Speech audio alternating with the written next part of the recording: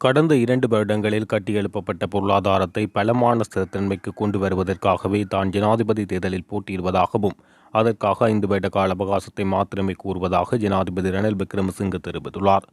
வரிசை யுகத்தை நிறைவு செய்து வாழ்க்கைச் சுமையை குறைத்து வரிச்சலுகைகளை வழங்கி இந்த நாட்டில் பொருளாதார மாற்றத்தை ஏற்படுத்துவதற்கு அடித்தளமிட்ட தனக்கு தேர்தலில் போட்டியிட உரிமை இருப்பதாக சுட்டிக்காட்டினார்.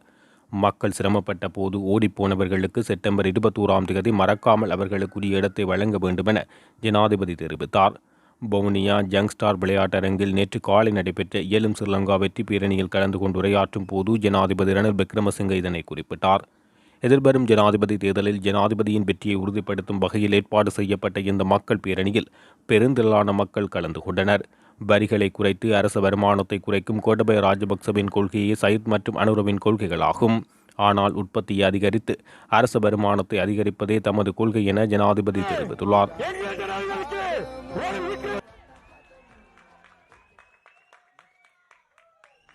தொடர்ந்தும் ஜனாதிபதி அவர்களுக்கு இதோ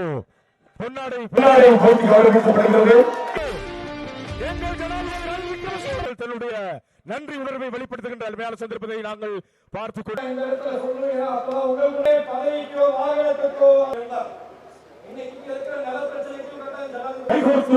எப்போதும் ஒரு உயரிய பிரஜையாக இலங்கை மண்ணுக்கு வருகை தந்திருக்கின்ற கனவான்களே, அதனால் அதை மிகவும் வெற்றிகரமாக நிறைவேற்றுவார். 9ஆம் தேதி ஜனாதிபதியாக இருந்தவர். அந்த நாளிலே அவர் அதிலிருந்து விலகி உருவாகின்ற பொழுது எங்களுக்கு கேள்விப்பட்டது. நான் இதே அதி வணக்கத்துக்குரிய பௌத்த குருமார் அவர்களே, இந்து குருமார் அவர்களே, இஸ்லாமிய மௌலவிகளே, கத்தோலிக்க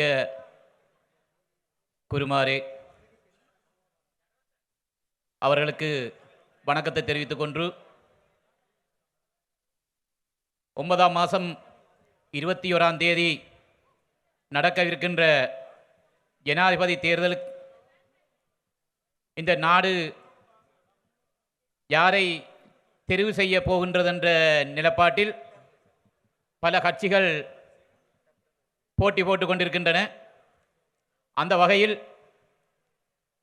சுயேட்சையாக இந்த நாட்டை மீட்டெடுத்த ஜனாதிபதி ரணில் விக்ரமசிங்க அவர்களை ஆதரித்து இந்த வவுனியா மாவட்டத்தில் இன்று நடந்து கொண்டிருக்கும் இந்த கூட்டத்தை ஏற்பாடு செய்த கௌரவ பிரதி அமைச்சர் காதர் மஸ்தான் அவர்களே, வன்னி பாராளுமன்ற உறுப்பினரும் மாவட்ட அபிவிருத்தி குழு தலைவருமான கௌரவ பாராளுமன்ற உறுப்பினர் திலீபன் அவர்களே,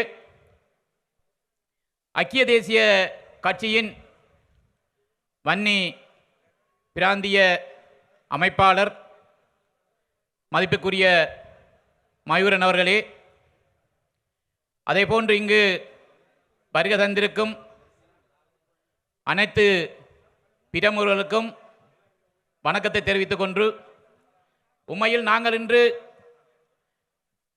எங்களின் ஜனாதிபதி ரணில் விக்ரமசிங்க அவர்களுக்கு ஆதரவு தெரிவிப்பது ஒரே ஒரு காரணம்தான். எந்த விதமான அரசியல் நோக்கமும் அல்ல. ஐக்கிய தேசிய கட்சியில் நான் இணைந்து எந்த ஒரு காலத்திலும் செயல்பட்டவனும் அல்ல. இருந்தாலும் இந்த நாடு மிக பொருளாதாரமாக மோசமாக விழுந்திருந்த போது அன்றைக்கு இருந்த ஜனாதிபதி கோட்டாபய ராஜபக்ச அவர்கள் இன்று போட்டி போடக்கூடிய சில தலைவர்களிடம் இந்த நாட்டை ஒப்படைப்பதற்கு முன் வந்தார். முதலாவதாக கேட்டது சஜித் பிரேமதாஸ் அவர்களிடம், இரண்டாவதாக அனுரகுமார திசாநாயக் அவர்களிடம், மூன்றாவதாக இன்று முன்வந்து இந்த நாட்டை கட்டி எழுப்பின எங்களின் ஜனாதிபதி ரணில் விக்ரமசிங்க அவரிடம். அவரின் ஆளுமை, அவரின் துணிச்சல் இந்த நாட்டை மீட்டெடுத்து நாங்கள் நீண்ட வரிசையாக நீண்ட காலமாக பெட்ரோலுக்கு, மண்ணெண்ணெய்க்கு, டீசலுக்கு, மருத்துவத்துக்கு வரிசையில் இருந்தும் பெற்றுக்கொள்ளாத நிலைமை இருந்த இந்த நாட்டை இந்த அளவுக்கு முன்னேற்றின இந்த நாட்டின் தலைவரை தேர்ந்தெடுக்க வேண்டியது இந்த நாட்டில் பிறந்த ஒவ்வொரு குடிமகனுக்கும் உள்ள உரிமை. ஆகவே நான் நினைக்கின்றேன், என்று சஜித் பிரேமதாஸ் அவர்கள் கேட்கின்ற எல்லாருக்கும் வாக்குறுதி கொடுக்கின்றார். அவரின் வாக்குறுதியின்படி நான் நினைக்கின்றேன் இனி கூட போற பாராளுமன்ற உறுப்பினர்கள் 500க்கு மேற்பட்டவர்கள் அமரக்கூடிய நிலைமை உருவாகிற போதுதான் அவர் வாக்குறுதி. எல்லாருக்கும் தேசிய பட்டியல் கேட்கிறவர் எல்லாருக்கும் தேசிய பட்டியல். ஆனால் இந்த ஜனாதிபதி எந்த ஒரு வாக்குறுதியும் கொடுக்கவில்லை, செய்யக்கூடியதை மட்டும்தான் வாக்குறுதியாக கொடுத்திருக்கிறார். ஆகவே இன்று இந்த பெருந்திரளான மக்களை கொண்டு வந்த தலைவர்கள் எடுத்திருக்கின்ற முடிவுகள் சரியாக இருந்தால் இந்த வந்திருக்கக்கூடிய நீங்கள் மட்டுமல்ல, உங்களை சார்ந்தவர்கள், நீங்கள் சொன்னால் கேட்கக்கூடிய உறவுகள் அனைவருக்கும் சொல்லி இந்த 21ஆம் தேதி நடக்கப் போகின்ற ஜனாதிபதி தேர்தலில் கௌரவ ரணில் விக்ரமசிங்க அவர்களை வெல்ல வைப்போம் என்று உறுதி பூண்டு கொண்டு இந்த சந்தர்ப்பத்தை தந்த அனைத்து தலைமைகளுக்கும் நன்றி கூறி விடைபெறுகிறேன். நன்றி, வணக்கம், சலாம் அலைக்கும், ஐபோன். ගරුතර මහා සංඝරත්නයන් අවසරයි. இந்த இஸ்லாமிய கிறிஸ்தவ மத பெரியோர்களே, அதிமேதகு ஜனாதிபதி ரணில் விக்ரமசிங்க அவர்களே மற்றும் அவருடைய வெற்றிக்காக இங்கு முழக்கமிட வந்திருக்கின்ற அனைத்து கௌரவ அமைச்சர்களே, இராஜாங்க அமைச்சர்களே, அதேபோல் எனது நண்பரும் வன்னி மாவட்ட பாராளுமன்ற உறுப்பினரும் மாவட்ட ஒருங்கிணைப்பு வவுனியா மாவட்ட ஒருங்கிணைப்பு தலைவருமான கௌரவ திலீபன் அவர்களே, அதேபோல் இங்கு இருக்கின்ற ஏனைய அனைத்து அரசியல் கட்சிகளின் பிரதிநிதிகளே, அதேபோல் மேடையை அலங்கரித்து கொண்டிருக்கின்ற அனைத்து பிரமுகர்களே மற்றும் எனது அன்பிற்கும் மதிப்பிற்கும் கூறிய உறவுகளான பெரியோர்களே, தாய்மார்களே, சகோதர சகோதரிகளே, உண்மையிலே நாங்கள் இன்று இங்கு கூடியிருக்கின்றோம் இறைவண்ட உதவியுடன். நாம் அன்று பொருளாதார தாக்கம், அன்று இருந்த ஜனாதிபதி பதவி துறந்து, அமைச்சரவை பதவி துறந்து, பொருளாதாரம் மிகவும் விழுந்திருக்கிற அந்த சந்தர்ப்பத்தில் எமது நாட்டை பாதுகாத்து தன்னால் இந்த நாட்டு மக்களை பாதுகாக்க முடியும், இந்த நாட்டு மக்களுடைய பொருளாதாரத்தை கட்டி எழுப்பி இந்த நாட்டு மக்களை சிறந்த ஒரு பொருளாதாரத்தை பேணக்கூடியவர்களாகவும் சிறந்த வருமானம் பெறக்கூடியவர்களாகவும் மாற்ற இயலும் என்று வந்த ஒரு நாயகன் தான் இன்று எம்மிடம் வந்திருக்கின்றார். எதற்காக இன்று வந்திருக்கின்றார்? எதற்காக? வருகின்ற முறை இதே மாதிரி நாடு முன்னேறி கொண்டு மக்களுடைய பொருளாதாரம் மேம்பட வேணுமா, அல்லது நாங்கள் பழைய நிலைமைக்கு செல்ல வேணுமா என்பதை தீர்மானிப்பதற்காக இன்று அவர் இந்த கிட்டத்தட்ட இந்த 2.5-3 வருடங்கள் அவர் செய்த சேவையை, அவர் செய்த அந்த வேலை திட்டங்களை இன்று அதற்கு பிரதி உபகாரமாக நீங்கள் என்ன செய்ய இருக்கின்றீர்கள் என்பதனை பார்ப்பதற்காகவும் அதற்கான கோரிக்கையை வைப்பதற்காகவும் தான் இன்று அவர் உங்களிடம் வந்திருக்கின்றார். அப்போ அந்த அடிப்படையில் இங்கே முதல் கூறியது போல் எங்களுக்கு ஆரம்பத்தில் சொன்னாங்க அந்த இந்த விளையாட்டு கிரவுண்ட், இந்த கிரவுண்டே எடுக்கிறீங்க, இதில் எப்படி சனத்தை எடுக்க போகிறீங்க, அதுவும் போக நேரம் அந்த காலையில் 9:30ங்கிறது உண்மையிலேயே அது ஒரு பொருத்தமில்லாத ஒரு நேரம். இந்த வெயிலுக்கும் எங்களுக்கு தெரியும் எங்களுடைய ஜனாதிபதி அவர்கள் இந்த நாட்டுக்கு செய்திருக்கின்ற சேவைகள், அவர் அந்த அடிப்படையில் மக்கள் நன்றியுடையவர்களாக இருப்பார்கள். அன்று தெரியும் எவ்வளோ போலின் ஒவ்வொரு விஷயங்களுக்கும் அந்த அடிப்படையில் அந்த நம்பிக்கையில் எந்த வெயிலாக இருந்தாலும் நாங்கள் உங்களுக்கு நம்பிக்கையுடையவர்களாகவும் உங்களுடைய சேவை மூலம் நாங்கள் எவ்வாறு எமது வாழ்க்கை தரம் உயர்ந்துச்சோ அதற்கு நன்றி கடன் உள்ளவர்களாக இருப்போம் என்பதுதான் இந்த மக்களுடைய சனத்திரள். அதுக்காக தானே வந்திருக்கின்றீர்கள், அதுதான் எங்களுடைய எதிர்பார்ப்பு. நாங்கள் அந்த அடிப்படையில் இப்போ உங்களுக்கு தெரியும், கடந்த காலங்களில் நாங்கள் பல மாதிரி கேட்கின்றார்கள், ஏன் நீங்கள் இந்த ஜனாதிபதி அவர்களை ஆதரிக்கின்றீர்கள் என்று. நாங்கள் கூறுகின்றோம், அன்று பாராளுமன்றத்தால் ஜனாதிபதி அவர்களை தெரிவு செய்யும் பொழுது இந்த மாவட்டங்களிலிருந்து பல பிரச்சனைகள் எமது வவுனியா, மன்னார், முல்லைத்தீவு மாவட்டத்தில் இருந்த புத்திஜீவிகள் என்ன சொன்னார்கள்? மக்களால் நிராகரிக்கப்பட்ட இந்த ஜனாதிபதியாக நீங்கள் வந்த ஜனாதிபதி என்ன செய்வார்கள் என்று நாங்கள் நம்பினோம். எங்களுக்கு அந்த நேரம் தெரியும். சில மக்கள்கள் அந்த நேரம் பொய் வாக்குறுதிகள் பல வகைகளான அந்த தேர்தல் பிரச்சாரங்களில் மக்கள் மயங்கி அந்த அந்த அந்த உரிய அந்தஸ்துகளை எமது ஜனாதிபதி கொடுக்காததுக்கு அவருக்குரிய இந்த நாட்டை உயர்த்த, நாட்டுடைய பொருளாதாரத்தை கட்டி எழுப்பக்கூடிய அவர் என்ற முறையில் நாங்கள் துணிந்து ஆதரித்தோம்.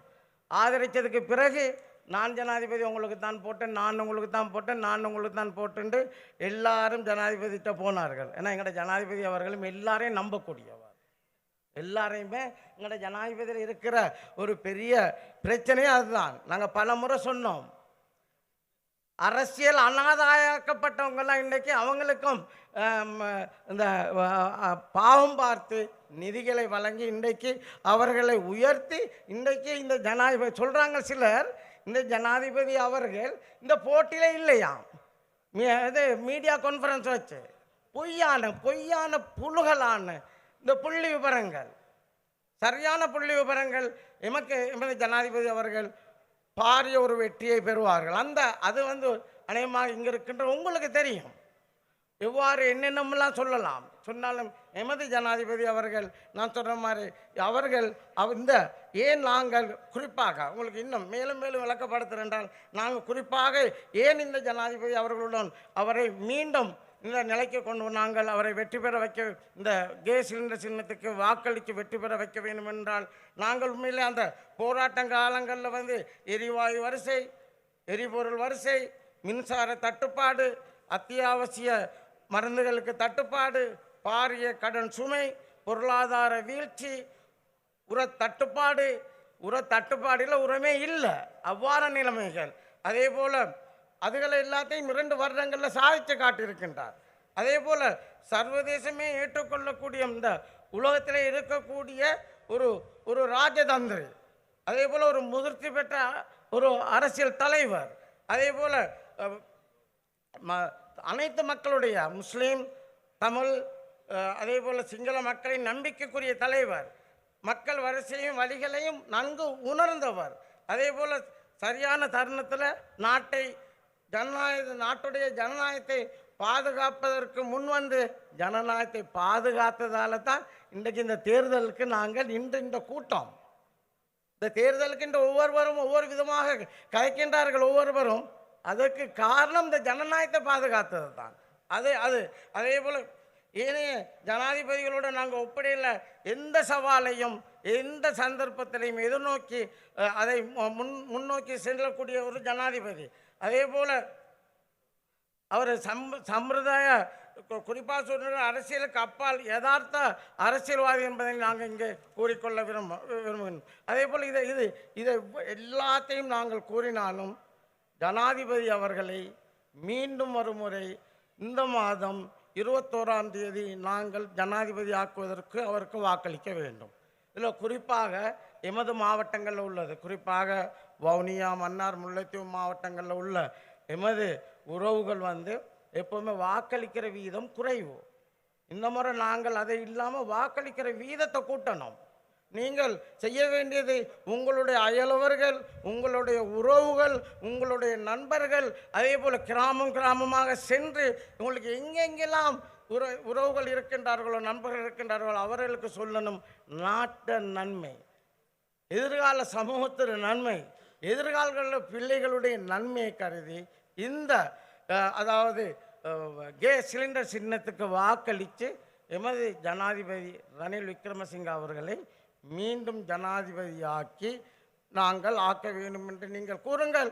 இன்று சில இடங்களில் அது ஒரு குழப்பமான நிலைமைகள், அதை மாற்றுறதுக்கு நீங்கள் தான் கிராமங்கள் அந்த வேலைகளை நாங்கள் செய்து கொண்டிருக்கின்றோம்.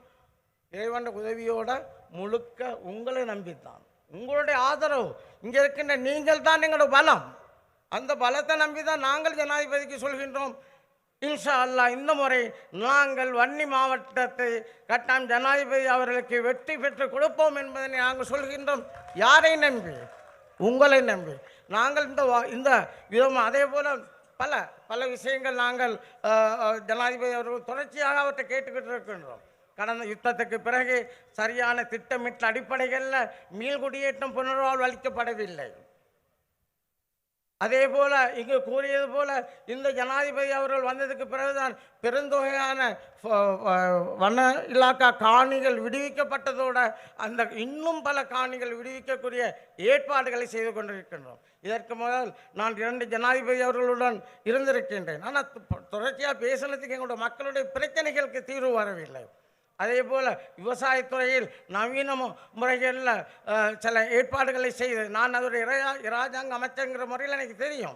இந்த நேரமும் எமது விவசாயிகள் மக்கள் எமது விவசாய பெருங்கொண்ட மக்கள் மேலே மிகவும் அன்புடைய ஜனாதிபதி அவர்கள் இந்த நேரமும் நவீன விவசாய முறைகளை ஏற்பாடுகள் அதே போல் ஒவ்வொரு அந்த செயல்பாடுகள் தான் அவர்களுடைய முதல் அந்த எண்ணமே அதுதான். அந்த அடிப்படைகளில் நாட்டுக்கு சால சிறந்த ஒரு ஜனாதிபதி என்ற அடிப்படைகளில் அவரை மீண்டும் நாங்கள் ஜனாதிபதி ஆக்குவோமா?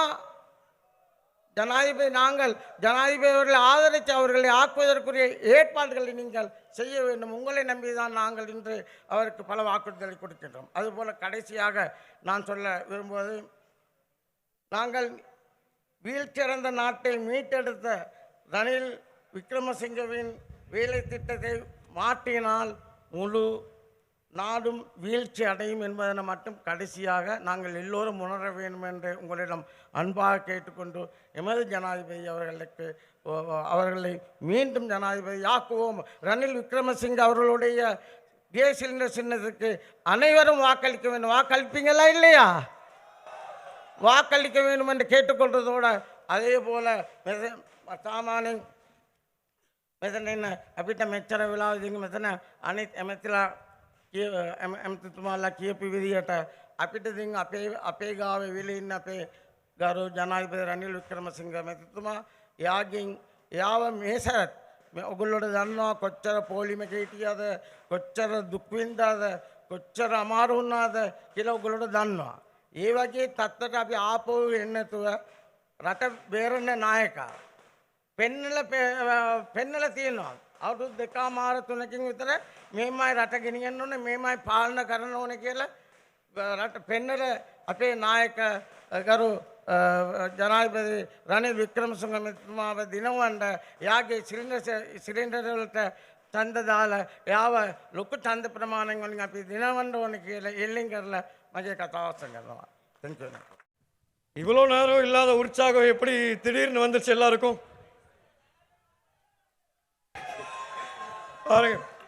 எனக்கு இதிலே தெரியுது ஜனாதிபதி ரணில் விக்ரமசிங்க அவர்களின் வெற்றி உறுதியாச்சுன்னு அவனுடைய மேடையில்.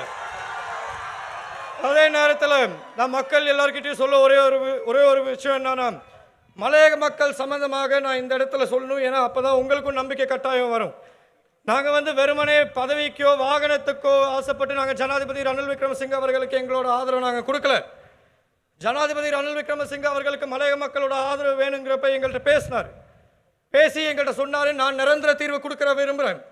45 வருஷம் நான் அரசியல் இருந்திருக்கேன். அந்த அனுபவம் எனக்கு கட்டாயம் இருக்குது. எனக்கு தெரியும் என்னென்ன நிரந்தர தீர்வுகள் கொடுக்கணும்னு. நீங்கள் எல்லாரும் ஆதரவு நான் நிரந்தர தீர்வு கொடுக்குறேன்னு. இன்னைக்கு மலையக மக்களை பொறுத்த வரைக்கும் பல நபர்கள் முதல்ல கண்ணீர் விடுவாங்க. அந்த சில நபர்களுக்கு நீங்களும் வாக்களிச்சிங்க ஒரு காலத்தில். இந்த பல நபர்கள் சொல்கிற ஒரு விஷயம், அவங்க தற்காலிக நாள் கூலி சம்பளத்தை பற்றி பேசும்போது ஜனாதிபதி அவர்கள் நிரந்தர தீர்வை சிறுதோட்ட உரிமையாளர் சொல்லி 1700 ரூபா சம்பளத்தை வழங்கியிருக்கார். அதுக்கு நான் மலையக மக்கள் சார்பாக என்னோட நன்றியை நான் தெரிவிச்சுக்கிறேன் இந்த மேடையில். அதே மாதிரி நிறைய பேர் எப்போவுமே மலையக மக்கள் நான் சொல்கிறது 2 பிரச்சனை தான். வீட்டு பிரச்சனை, சம்பள பிரச்சனை, வீட்டு பிரச்சனை, சம்பள பிரச்சனைன்னு. ஆனால் வீட்டு பிரச்சனையை பொறுத்த வரைக்கும் அது ஒரு தற்காலிக விஷயம். இன்னைக்கு மலையக மக்கள் கிட்டத்தட்ட 2,51,000 குடும்பங்கள் இருக்காங்க. இங்கே இருக்க சில குடும்பங்களையும் சேர்த்து அவங்களுக்கு கிட்டத்தட்ட 1,76,000 வீடுகள் கட்டியாகணும். அரசாங்கத்துக்கிட்ட இப்போ இருக்கிற காசில், எப்போதுமே இருந்த காசில் வெறுமனே ஒரு வருஷத்துக்கு 1000 வீடுகள் தான் கட்ட முடியும். அப்படி இருக்கும்போது எப்படி அனைவருக்குமே வீடு கட்டுறது? ஆகவே தான் ஜனாதிபதி அவர்கள் எங்களோட ஆலோசனைக்கு அமைய மலையக மக்களுக்கு காணி உரிமை விஷயம் சம்பந்தமாக ஒரு அமைச்சரவை பத்திரம் சமர்ப்பித்து அதுக்கு 4000 மில்லியன் நிதி ஒதுக்கீடு செஞ்சுருக்காரு. அது வெறுமனே நுவரேலியா மாவட்டம் மட்டும் கிடையாது, வன்னி மாவட்டத்திலையும் தான். இன்னைக்கு இங்கே இருக்கிற நில பிரச்சனைக்கும் கட்டாயம் ஜனாதிபதி உங்களுக்கு ஒரு தீர்வு எடுத்து தருவார். ஏன்னா நாங்கள் வந்து நான் ஏற்கனவே சொன்ன மாதிரி வெறுமனே அரசியல் ரீதியாக முடிவெடுத்து ஜனாதிபதி அவர்களுக்கு நாங்கள் வாக்களிங்கன்னு சொல்ல. இங்கே இருக்கிற ஜீவன் தொண்டமான் வெறுமனே ஒரு இளைஞனா, ஒரு இலங்கை நாட்டை சேர்ந்த ஒரு இளைஞரா, இந்த நாடு நல்லா இருக்கணும்னு நினைக்கிற ஒரு இளைஞரா, உங்கள் வீட்டு பிள்ளையா நான் உங்கள்கிட்ட கேட்குறேன், ஜனாதிபதி ரணில் விக்ரமசிங்க அவர்களுக்கு நீங்கள் வாக்களிப்பீங்களா மாட்டீங்களா? வாக்களிக்கிறது மட்டும் இல்லை, இதில் பல பல நபர்கள் வந்து உங்கள் திசையை திருப்ப பார்ப்பாங்க. அவங்க சொல்லுவாங்க, இவர் வந்து கல்வர்களை பாதுகாக்கிறாங்க, இவர் வந்து தவறு செஞ்சவங்களை பாதுகாக்கிறாங்க, ஊழல் செஞ்சவங்களை பாதுகாக்கிறாங்க சொல்கிறாங்களா இல்லையா? அவங்க எல்லாருக்கும் ஒரே ஒரு பதில் தான் நான் சொல்கிறேன். மக்கள் தெரிஞ்சுக்கட்டும் அடுத்த தேர்தலை பற்றி நினைக்கிறது யாரு, அடுத்த தலைமுறையை பற்றி நினைக்கிறது யாருன்னு. இன்னைக்கு வந்து எதிர்த்தரப்பில் பார்த்தீங்கன்னா அவங்க தரப்பில் இருக்க நபர்கள் எல்லாம் ஜனாதிபதிக்கு ஆதரவுன்னு இங்கே வந்து சேர்ந்துட்டு இருக்காங்க. இவர் பாதுகாக்கிற சொல்கிறாங்களே சில பேர், இவர் பாதுகாக்கிற சில கல்வர்கள், சில ஊழல்வாதிகள், அவங்க எல்லாருமே இப்போ எங்கே போகிறாங்க? எதிர்த்தரப்புக்கு போய் ஆதரவு கொடுக்குறாங்க. ஆனால் அவங்க வந்து எதிர்த்தரப்புக்கு போகும்போது அவங்க எல்லாருமே புத்தராக மாறிடுவாங்க. இதான் எனக்கு புரியாத விஷயம்.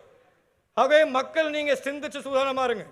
இன்னைக்கு இருக்க தருணத்தில் நீங்கள் வந்து உங்கள் குழந்தைங்களுக்கு தான் வாக்களிக்கிறீங்க. நீங்கள் போடுற ஒவ்வொரு வாக்குமே ஒரு அரசியல் கட்சிக்கு நீங்கள் வாக்களிக்கல. நீங்கள் போடுற ஒவ்வொரு வாக்குமே உங்கள் குழந்தைக்கு தான் நீங்கள் வாக்களிக்கிறதான் நினச்சிக்கணும். காரணம் வேறு எதுவுமே இல்லை. ஏன்னா இந்த அளவு கல்விக்கு முக்கியத்துவம் கொடுத்த ஒரு தலைவரை நான் பார்த்ததில்லை.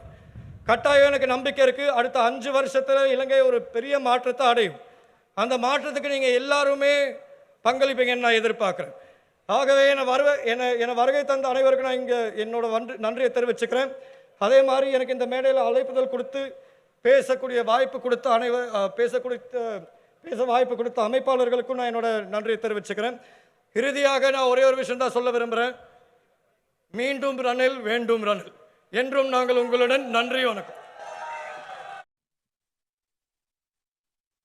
ස්ථානයට පැමිණ සිටින ගරුතර සංඝරත්නයන් අවසරයි, ඉස්ලාම් ආගමික පූජකතුමන්ලාගෙන් අවසරයි, හින්දු ආගමික පූජකතුමන්ලාන් ඇතුළු සියලුම ආගමික පූජකතුමන්ලාගෙන් අවසරයි. ලබන 22 වෙනිදා අනිවාර්යයෙන්ම ශ්‍රී ලංකාවේ තවදුරටත් ජනාධිපති වශයෙන් තෝරා පත්වන ගරු රනිල් වික්‍රමසිංහ මැතිතුමනි, අද දින මෙම රැස්වීම සංවිධානය කොට පවත්වාගෙන යන කාදර් මස්ටාම් මැතිතුමනි, අපේ මන්ත්‍රීතුමනි සුරේන් රාගවන් මැතිතුමනි, கொஞ்சம் நேரம் பேசிட்டு நான் தமிழில் கிடைக்கும் சிங்களத்தாலும் கதைக்க சொன்னாங்க, சின்ன கொஞ்சம் பேர் இருக்கிறாங்களா ජීවන් තොන්ඩමන් ගරු ඇමතිතුමනි, ඔබ ඇතුළු මේ ස්ථානයට පැමිණ සිටින ඔබ සියලු දෙනාගෙන්ම අවසරයි. මම කෙටි වේලාවක් මෙහි පැමිණ සිටින අපේ සිංහල සහෝදරන්ට සිංහලෙන් කතා කරලා அதுக்கு பிறகு தமிழாலயம் சில வார்த்தைகளை பேசுவோம்.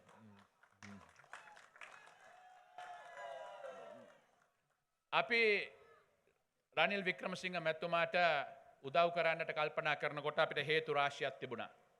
එකක් තමයි අපිට මේ රටේ සාමය, සමගිය, එකමුතුකම නගවා සිටුවන්නට ඕන. මේ රටේ ජීවත් වෙන සියලුම මිනිස්සු සිංහල වේවා, දෙමළ වේවා, මුස්ලිම් වේවා, හින්දු වේවා, ඉස්ලාම් ආගම අදහන අය වේවා, බුද්ධාගම වේවා, කතෝලික වේවා, හැම දෙනාටම බයක් සැකකින් තොරව එක මවකගේ දරුවෝ වගේ එකට ජීවත් වෙන්න ඕන පුළුවන් පරිසරයක් සලකන්න නම් ඒ පිළිබඳ විශ්වාස කරන නායකයෙක් ඉන්න ඕන. ජීවන් තොන්ඩමන් ඇමතුමා මාත් එක්ක කැබිනට් එකේ ඉන්නවා. කිසිම දවසකට අපිට දැනිලා නැහැ එතුමා වෙනත් මිනිස්සුන්ට වෙනත් විදියට සලකන නායකයෙක් කියන එක. සියලු දෙනාටම හැම වෙලාවෙම එතුමා අහන්නේ ශ්‍රී ලාංකීය ප්‍රශ්න දෙස. විශේෂයෙන්ම මේ ස්ථානවල සිටින ඔබතුමන්ලා වෙනුවෙන් එතුමා විශාල වැඩ කොටසක් රාශියක් කරලා තියෙනවා. පළවෙනි එක ආර්ථිකය ස්ථාවර කරලා තියෙනවා. පොහොර සානාධාරය යාලා ලබා දීලා තියෙනවා. අස්වැසුම 3 ගුණයකින් වැඩි කරලා දීලා තියෙනවා. ඒ අරුණාම ඔබ සියලු දෙනාටම භූමියක කොටසක් අයිති කර ගැනීම සඳහා උරුමය වැඩසටහන ඉදිරිපත් කරලා තියෙනවා. තාම දීලා තියෙන්නේ ලක්ෂයකට විතරයි. තව 19 ලක්ෂයකට දෙන්න ඉඩ අවශ්‍යයි. ඒක කරේ එතුමා විතරයි අවුරුදු 76ක් තිස්සේ. එම නිසා තවදුරටත් ඔබට බිම් කැදල්ලක් අවශ්‍ය නම්, ඔබට කියලා ගයක් අවශ්‍ය නම්, කරු රනිල් වික්‍රමසිංහ මැතිතුමාව තවදුරටත් මේ දූරේ තියාගන්න එක ඉතා වැදගත්. මොකද ලෙඩෙකුට ප්‍රතිකාර කරනකොට ඒ ලෙඩත් එක්ක ප්‍රතිකාර කරගෙන යනකොට ඒ ලෙඩාට සුව වෙනවා නම් භාගයක් දුර යනකොට ඩොක්ටර්ව වෙනස් කරන සිරිතක් තියනවද? එහෙම විනානම් මොනවද වෙන්නේ? ඒ හින්දා ලංකාව චාලා අමාරු කාලයකට වැටී සිටි මොහොතක ඒකෙන් මුදවගෙන අද මේ රට නැවත යථා තත්ත්වයට පත් කරලා තියෙන අවස්ථාවක අපි අත්හදා බැලීම් කරන්න අවශ්‍යද? කටින් කියන තරම් හොඳට මේක කරන්න වෙන කාට හරි හැකියාව තියෙනවද කියන ප්‍රශ්නය අහන හින්දා මම ඔබතුමන්ලාගෙන් ඉල්ලා සිටින්නේ සියලු වාද භේද අමතක කරලා ලබන 22 වෙනිදා නැවත වතාවත් රනිල් වික්‍රමසිංහ මැතිතුමා මේ රටේ ජනාධිපතිවරයා බවට පත් කරගෙන අපි කරගෙන යන මේ සංවර්ධන වැඩපිළිවෙල තවදුරටත් කරගෙන යන්න එතුමාට උදව් කරන්නයි කියලා. தாய்மார்களே, தந்தைகளே, ஆக முக்கியமான ஒரு காரணத்துக்காக நாங்கள் இங்க வந்திருக்கிறோம். அடுத்த 21ஆம் தேதி இலங்கையின் பிரசிடென்ஷியல் எலெக்ஷன் இருக்குது. இது மூலம் நீங்க டிசைட் பண்ண ஓணும் இந்த 5 வருஷம் யார் இந்த நாட்டை பாதுகாத்து நாட்டின் பொருளாதாரத்தை கட்டி எழுப்ப போறதுண்டு. 2 வருஷத்துக்கு முதவு நீங்க கண்டிருங்க இலங்கையில் இருந்த சிச்சுவேஷன். அந்த நேரம் கொஞ்ச நாளாக நான் இலங்கையின் முதல் நிதி அமைச்சராக ஃபைனான்ஸ் மினிஸ்டராக இருந்தேன். அப்பொழுது எங்க நாட்டுக்கு இருந்த அத்தனை ரிசர்வ் எவ்வளவு தெரியுமா? 22 மில்லியன். அதாவது ஒத்தருக்கு $1 கூட இல்ல. 5 மணி நேரம் கேஸ் போலில் இருக்கணும். 5 நாளாக பெட்ரோல் போலில் இருக்கணும். 2 மாசமா கேஸ் போலில் இருக்கணும். உங்களுக்கு உரம் இல்ல, தேவையான சாப்பாடு இல்ல, உங்களுக்கு தேவையான மெடிசின் இல்ல. அந்த காலத்தில் அப்ப நாங்க எல்லாரும் சேர்ந்து நாட்டை பத்தி சிந்திச்சு பொலிட்டிக்ஸ் ஒரு சைடுக்கு போட்டு எல்லாரும் சேர்ந்து ஒரு தேசிய கவர்மெண்ட் ஒன்று உண்டாக்கணும் என்ற நோக்கத்தோட அப்பொழுது இருந்த திரு சஜித் பிரேமதாச ஒப்போசிஷன் லீடரோட கதைச்சோம். அவர் சொன்னாரு, சரி நான் இதை பார்த்து யோசிச்சு பார்க்கிறேன், உங்களோட கவர்னரே சென்ட்ரல் பேங்க் கவர்னர் ஆனால் அவரையும் இந்த ஃபைனான்ஸ் மினிஸ்டர் செக்ரட்டரியும் எனக்கு அனுப்புங்கன்னு சொல்லி நாங்கள் அவர்கிட்ட அனுப்பினேன். 3 அவராக அவரோட கதைச்சாங்க. கதைட்டு சொன்னாங்க, கேஸ் பாரம், இந்த பாரம் எடுத்தால் நாங்கள் ஒளிஞ்சு எங்கட பொலிட்டிக்ஸும் ஒளிஞ்சு, அதனால் இதுக்கு எங்களுக்கு கையடிக்க இயலாது, நாடு புல்லட்டும், காரியம் இல்ல, புழுந்ததுக்கு பிறகு நாங்க எடுப்போம். அப்படித்தான் அவனோட நோக்கமாயிருந்துச்சு. அந்த நேரத்தில் நாங்க மீண்டும் பேய்த்து எங்கட பிரசிடென்ட் விக்ரமசிங்க அவர்கள் கவர்மெண்ட்ல இருந்து 222 பேர்ல அவர் மட்டும்தான் இருந்தாரு. அவர்கிட்ட போட்டு கேட்டேன். அவர் என்ன சொன்னாங்க, இந்த டைம்ல நான் வேற ஒன்றை பார்க்க மாட்டேன், நாட்டில் வாழ்ற சிங்கள முஸ்லிம் தமிழ் எல்லா மக்களையும் காப்பாத்துறதுக்காக நான் இதை பாரம் எடுக்கிறேன்னு சொல்லி அவர் பாரம் எடுத்தாரு. 2 வருஷத்துக்கு பிறகு இன்றைக்குள்ள சிச்சுவேஷனை காணுது. பாரம் எடுத்ததுக்கு அவரை பயமுடுத்த பார்த்தாரு. என்ன செஞ்சாங்க? அவட வீட்டை சுட்டு போட்டாங்க, அவட லைப்ரரியை சுட்டு போட்டாங்க, அவட ஜனாதிபதி அலுவலகத்தை போய்த்து பிடிச்சு கொண்டாங்க, அவட ஜனாதிபதி மாளிகையை போய்த்து பிடிச்சாங்க. ஆனால் அவர் ஒரு கால பின்னுக்கு வைக்கல, 2 கால முன்னுக்கு வச்சு நாட்டை மீண்டும் கட்டி எழுப்பினவர். இன்றைக்கு உங்களுக்கு உரங்கள்ல ப்ராப்ளம் இருக்குதா? உங்களுக்கு அஸ்வசமா கிடைக்குதா? அப்ப எங்களுக்கு நீங்க நல்லா ஒன்று அறிஞ்சு கொள்ளணும். இவங்களும் வந்து கொண்டு சஜித்தும் சொல்றாரு, இப்ப அதை தாராங்களாம். அன்றகுமார வந்து கொண்டு 6 மாசத்துக்கு ஒருக்கா சம்பளத்தை தாராங்களாம், வெட்ட குறைக்கிறாங்களாம். உங்களுக்கு தெரியும் 2019 100க்கு 15 உள்ள வெட்ட 8க்கு குறைச்சு பேய் டாக்ஸ் இல்லாமாக்கி நாட்டுக்கு என்ன நடந்ததுன்னு சொல்லி, அதனால யாராவது என்னவோ சும்மா தாரன்னு செல்றால் அவர்கிட்ட கேட்கணும், நீங்க எங்கால அதுக்கு சல்லி வருதுன்னு சொல்லி. நாங்க என்ன செஞ்சிருக்கிறோம்? 2021 22 கவர்மெண்ட்டுக்கு சல்லி இருக்கணும். சல்லி இருந்தா தான் திருப்பி உங்களுக்கு கொடுக்கலாம். எங்களுக்கு எவ்வளவு கிடைக்கதோ 2022 அது மாதிரி 3 பங்கு இன்றைக்கு நாங்க சல்லி சம்பாதிக்கிறோம் கவர்மெண்டால. அதை வச்சுத்தான் உங்களுக்கு நாங்க அஸ்வசும தருகிறோம். 2500 ரூபாய் கிடைத்தவங்களுக்கு 7500 ரூபாய் தருகிறோம். 5000 ரூபாய் கிடைத்தவங்களுக்கு 15000 ரூபாய் தருகிறோம். உரத்துக்காக நாங்க இப்போ 25000 ரூபாய் தருவோம். 4000 ரூபாய்க்கு உரங்க தரத்துக்கு நாங்க இப்ப திட்டம் போட்டிருக்கிறோம். அதே நேரத்தில் பிரசிடென்ட் ரணில் விக்ரமசிங்க அவர்கள் ஒரு முக்கியமான ஒன்று சொன்னாங்க. இந்த நாட்டில் வாழுள்ள எல்லா மக்களுக்கும் ஒரு காணியை கொடுக்கணும், ஒரு வீட்டை கட்டி கொடுக்கணும், ஒரு பிளட்டை கொடுக்கணும் என்று சொல்லி கிட்டத்தட்ட 1,00,000 பேருக்கு கொடுத்திருக்கிறாங்க. இன்னும் 19 லட்சம் பேருக்கு நீங்க எந்த காணிய, எந்த கவர்மெண்ட் காணிய நீங்க விவசாயம் செய்றீங்களோ, எதுல நீங்க வாழ்றீங்களோ, எதுல நீங்க உங்களோட வீட்டை கட்டி இருக்கிறீங்களோ, அது அப்படியே உங்களுக்கு திருப்பி கட்டி தர்றதுக்கு நாங்க உரிமை உண்டாக்கி இருக்கிறோம். நீங்க எல்லாருக்கும் உரிமை கிடைக்கும். 19 லட்சம் பேர் இருக்குது. இதை செய்யறதுக்காக ஒரு திட்டம் போட்டிருக்கிறாங்க. மகவேலிய முந்தி ஜார் ஜெயவர்தனே அவர்கள் 30 வருஷத்துக்குள்ள உள்ள மகவேலிய செய்யறதுக்கு 6 வருஷத்துல ஒரு திட்டம் போட்டாங்க. மகவேலி அதிகாரி ஒன்று உண்டாக்கி, அதே மாதிரி நாங்க உரிமை அதிகாரி ஒன்று உண்டாக்கி 2 வருஷத்துல எல்லாருக்கும் தேவையான உங்களோட உரிமைய உங்களுக்கு தந்துடுமே சொல்லி நாங்க இப்ப சொல்லுறோம். அப்ப அந்த 19 லட்சம் பேருக்கு உரிமை வேணுமென்றால் இதை வேறொத்தரும் செய்யல, கவர்மெண்ட் காணியத்தான் கொடுக்குறாங்க. 76 வருஷமாகவும் அடுத்தவங்களும் இந்த கவர்மெண்ட் தானே ரூல் பண்ணாங்க. அவங்களுக்கு விளங்காத தேன் இவருக்கு விளங்கினது. காரணம் அந்த உங்களோடு உள்ள இரக்கம். அவர் ஜாதி மத இனம் ஒன்றே பேச மாட்டாரு. அவருக்கு இலங்கையில வாழ்ற அத்தனை பேருமே இளைஞனர். திரு தொண்டமன் அவர்கள் இங்க இருக்கிறாங்க, என்னுடைய நண்பன், என்னோட கேபினட்ல இருக்கிறாங்க 2.5 வருஷமாக. அவர்கிட்ட நீங்க கேட்டு பார்க்கலாம். ஒரு நாளாவது நாங்க திரு ரணில் விக்ரமசிங்கோட கேபினட் இருக்க செல்லைக்கு நான் ஒரு முஸ்லீம், இவர் ஒரு தமிழன், ஹிந்து என்று சொல்லி எங்களுக்கு வித்தியாசமே இல்லை. ஏன்? அவர் எல்லாரையும் பார்க்கிறாரு இலங்கையினர் என்று. அதனால மிச்ச காலத்துக்கு பிறகு லீடர் ஒன்று வரும், அவரை நாங்க மீண்டும் இலங்கையின் ஜனாதிபதியாய் கோல தேவையா இல்லையா? கட்டாயம். அதனால ஒன்றை மட்டும் சொல்லலாம், நான் மிச்ச நேரம் பேச மாட்டேன், நீங்க பல பல பேச்சாளியர் இருக்கிறதால ஒன்றை மட்டும் சொல்றேன். உங்களோட ஒரு சோசியல் மீடியாவில் இருந்தோண்ட அதை நான் தமிழ்ல தான் இருந்துச்சு. அதுல என் ஃப்ரெண்ட் ஒன்று சோசியல் மீடியாவில் போட்டிருக்கிறாரு, அடுத்த செப்டம்பர்ல நீங்க, அதாவது இப்ப செப்டம்பர் 21ஆம் தேதி ஜனாதிபதி ரணில் விக்ரமசிங்கேக்கு ஓட் போட்டால் அவரே தான் ஜனாதிபதி.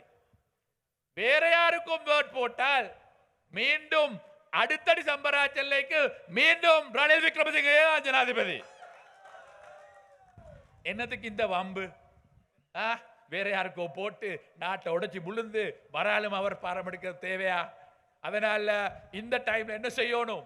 அந்த 2 வருஷமா இந்த நாட்டை எவ்வளவு பாதுகாத்து கட்டி எழுப்பி உள்ளாங்களோ அந்த பயணத்தை மீண்டும் மீண்டும் முன்னுக்கு எடுத்துக்கொண்டு போறதுக்காக நீங்க திரு ஜனாதிபதி அவர்களுடைய கேஸ் சிலிண்டருக்கு ஓட் பண்ணி நம்ம 5 வருஷத்துக்கு கூட நாட்டை பாதுகாக்கிறதுக்காக பங்காளிகளாக கேட்டுக்கொண்டு நான் விடைபெறுகிறேன்.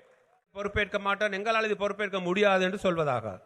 புதன்கிழமை சரத் பொன்சேகா அவர்கள் பிரதம அமைச்சர் ஆவதாக கூறினார்கள். எங்களுக்கு ஒத்தாசை சதவீதம் யாரும் இல்லை. அவர் பாராளுமன்றத்தை சுற்றி வளைப்பதற்காக வந்தார். நாங்கள் 28% குறைத்தோம். இப்பொழுது 2023 அது இன்னும் அதிக 2 ஒத்துழைப்பை ஆசிய வங்கியுடைய ஒத்துழைப்பை பெற்றுக் கொண்டிருக்கின்றோம். இந்த வருமானம் உள்ளவர்களுக்கு மாடி வீடுகளை கொடுக்கின்றோம். ஜீவன் தொண்டமன பாராளுமன்றத்தை கலைத்து விட்டு தேர்தல் வைக்க முடியாது, அங்கே தேர்தல் வைக்க முடியாத நிலைமை ஏற்பட்டிருக்கின்றது. நீங்கள் வலுவான ஒரு பவுண்டேஷனை போட்டு மீண்டும் கட்டி எழுப்ப வேண்டும் தானே. அரசாங்க துறையிலும் இல்லை, தனியார் துறையிலும் இல்லை. ஒரு கடன் வசதி செய்து கொடுப்போம். இன்னும் முன்னெடுத்து செல்வதற்கா அல்லது இன்னும் பின்னிறக்கி வீழ்ச்சி அடைய செய்வதற்கா? இளம் தளபதி ஜீவன் தொண்டமான අපි ජයග්‍රහණය කරමු කියන එක මම ප්‍රකාශ කරමින් තමුන්නාන්සේලාට ජය වේවා. ස්තුතියි. බොහොමත් ස්තුතියි මිත්‍රවරුනි. ඔබ දන්නවා රටක නායකයෙක්ට අභියෝගාත්මක ගමනක්